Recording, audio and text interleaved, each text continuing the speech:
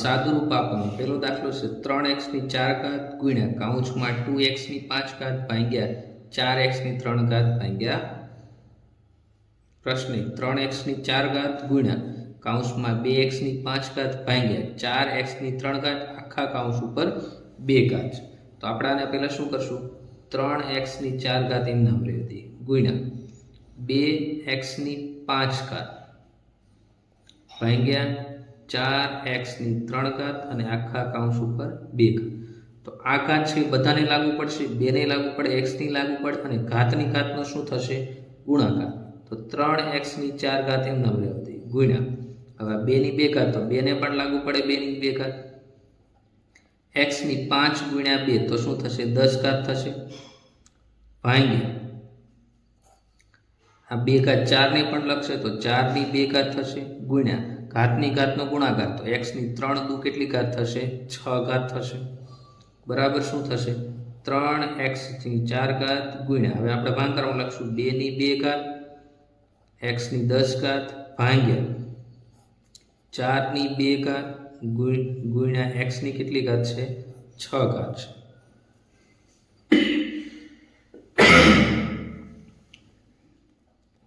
હવે શું થશે મિત્રો 3x ની 4 ઘાત એમના ગુણ્યા 2 ની 2 ઘાત ગુણ્યા x ની 10 ઘાત છેદમાં 4 ની 2 ઘાત છે તો 4 ની જગ્યાએ આપણે શું લખી શકીએ 4 ની જગ્યાએ આપણે આવું લખી શકીએ 4 બરાબર 2 ગુણ્યા 2 તો 2 ની 2 ઘાત તો 4 ની જગ્યાએ શું લખશું 2 ની 2 ઘાત અને એની ઉપર 2 ઘાત હતી એમના ગુણ્યા x ની 6 ઘાત એમ નામ રહેશે બરાબર 3x ની 4 ઘાત ગુણ્યા 2 ની 2 ઘાત ગુણ્યા x ની 10 ઘાત નીચે શું થશે ઘાતનો ગુણાકાર તો 2 ની કેટલી ઘાત 4 ઘાત ગુણ્યા x ની કેટલી ઘાત રહી 6 ઘાત થઈ ગઈ.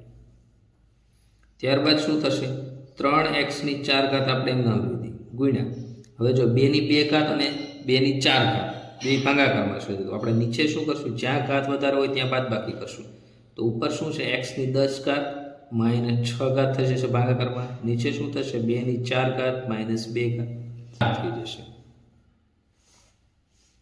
હવે મિત્રો શું થશે આ 3 એમ નામ રહેશે x ની 4 અને x ની 4 બંને વચ્ચે ગુણાકાર તો બંનેની ઘાતનો સરવાળો થશે 2 ની 2 ઘાત એટલે શું થઈ જાય 4 થઈ જાય. તો ફાઇનલ જવાબ આપણો શું થશે 3 ના છેદમાં 4 x ની 4 વત્તા 4 એટલે x ની કેટલી ઘાત થઈ ગઈ 8 ઘાત. તો એ આપણો ફાઇનલ આન્સર થઈ ગયો. બીજો દાખલો 18x ની 6 ઘાત ભાગ્યા 6x ની 3 ઘાત ગુણ્યા 2x. તો આપણે આને શું લખશું પહેલા 18 ની જગ્યાએ આપણે 6 ગુણ્યા 3 લખી શકશું ગુણ્યા x ની 6 ઘાત ભાગ્યા એટલે નીચે 6 ગુણ્યા x ની 3 ઘાત અને આખા સાથે ગુણાકારમાં કેટલા છે 2x છે. હવે 6 6 સરખા ઉડી ગયા વધ્યું શું 3x ની 6 ઘાત નીચે x ની 3 ઘાત ગુણ્યા 2x. હવે શું થઈ જશે x ની 6 ઘાત જ્યારે x ની 3 ઘાત ભાગાકારમાં તો 3x ની 6 ઘાત માઇનસ 3 ઘાત કેમ કે ભાગાકારમાં હોય તો ઘાતનું શું થાય બાદબાકી આધાર સરખા છે તો ગુણ્યા 2x એમના. હવે શું થશે 3x ની કેટલી ઘાત હશે 6 માંથી 3 એટલે 3 ઘાત ગુણ્યા 2x 3 દુ શું થઈ જશે 6 x ની 3 ઘાત અને x ની 1 ઘાત તો શું થશે x ની 3 વત્તા x તો x ની કેટલી ઘાત થઈ જશે 4 તો 6x ની 4 ઘાત આપણો આન્સર થઈ ગયો. ત્યાર પછી દાખલા નંબર 3 10x ની 2 ઘાત તો શું લખશું આપણે 10x ની 2 ઘાત આપણે એમ નામ રહેવા દઈએ ભાગ્યા અહીં શું છે 24 ની જગ્યાએ આપણે શું લખશું 12 ગુણ્યા 2 ગુણ્યા x ની 5 ઘાત પેલા કૌંસ વાળો આપણે પૂરું કરી છેદમાં શું છે 12 ગુણ્યા x ની 3 ઘાત તો 12 સરખા ઉડી ગયા. હવે શું વધ્યું અહીંયા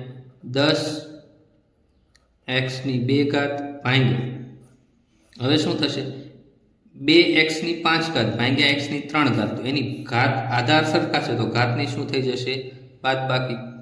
તો હવે 10 ની જગ્યાએ આપણે 5 ગુણ્યા 2 લખી શકીએ 5 ગુણ્યા 2 અને x ની 2 ઘાત ભાગ્યા હવે આ ભાગાકારમાં આવી જશે તો 2 x ની 5 માઇનસ 3 તો x ની કેટલી ઘાત વધી 2 ઘાત વધી. તો હવે x ની 2 ઘાત x ની 2 ઘાત કટ થઈ જાય 2 કટ થઈ ગયા તો વધ્યું શું 5 તો 5 આપણો શું થઈ ગયો આન્સર થઈ ગયો. ત્યાર પછી દાખલા નંબર 4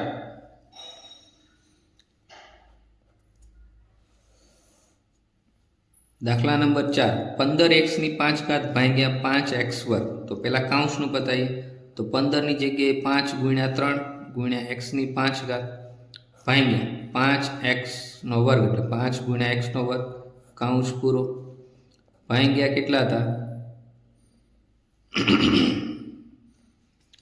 ભાગ્યા 2x વર્ગ આપણે એમના રહેવા દઈએ. હવે સરખા સરખાવડી દઈએ 5 5 ઉડી ગયા. હવે x ની 5 ઘાત ભાગ્યા x ની 2 ઘાત તો એનો શું થશે બાદબાકી તો 3 x ની 5 માઇનસ 2 ભાગાકારમાં શું હતું 2x નો વર્ગ એમના રહેવા દઈશું. તો હવે શું થશે 3 x ની કેટલી 5 માઇનસ 2 એટલે x ની 3 ઘાત છેદમાં 2 x ની 2 ઘાત. હવે ફરીવાર જો આધાર સરખા છે તો ઘાતની શું થઈ જશે બાદબાકી તો 3 ના છેદમાં 2 એમના x ની 3 માઇનસ 2 તો શું થશે 3 ના છેદમાં 2 અને x ની 3 માઇનસ 2 એટલે x ની 1 ઘાત તો 3x છેદમાં 2 આપણો આન્સર થઈ ગયો. પ્રકરણ નંબર 13 પ્રશ્ન 5 ક જોડકા જોડો. હવે વિભાગી અને વિભાગ બી આપ્યો. હવે આમાં શું આપ્યો છે પહેલા સમઘન આપ્યો છે. તો આમાં સમઘન જેવો આકાર તમને ક્યાં બતાય છે તો આ ચોરસ મળીને શું બનાવે સમઘન. તો એમાં શું આવશે એકમાં શું આવશે બી આવશે. ત્યાર પછી નળાકાર આપ્યો તો નળાકાર કઈ રીતે બને છે ઉપર નીચે વર્તુળ હોય અને નીચે શું હોય લંબચોરસ હોય. તો ઉપર નીચે વર્તુળ અને લંબચોરસ તો બીજામાં શું આન્સર આવશે સી. હવે શંકુ શંકુ શાંતિ બને છે નીચે વર્તુળ હોય ઉપર શું હોય ત્રિકોણ તો આ વર્તુળ અને આ શંકુ તો ત્રીજામાં શું આવશે ડી આવશે.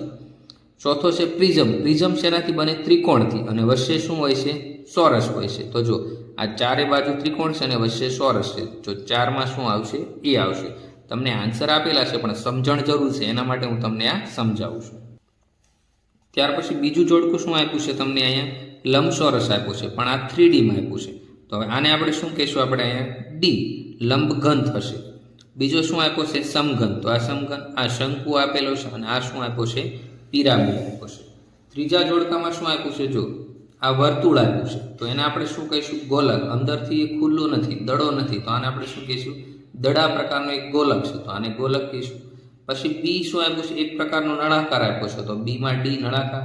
ત્રીજું શું આપ્યું છે આપણને સમઘન આપ્યો છે સમઘન એટલે બધી બાજુ સરખી. અને ચોથું શું આપ્યો છે આપણને લંબઘન આપ્યો છે તો એ આન્સર બી. તો અહીંયા આપણું શું થાય છે ગણિત વિષયનું અસાઇનમેન્ટ પૂરું થાય છે. બને તેટલું મિત્રો મારા વિડીયો શેર કરજો અને ચેનલને સબસ્ક્રાઇબ કરજો. Thank you.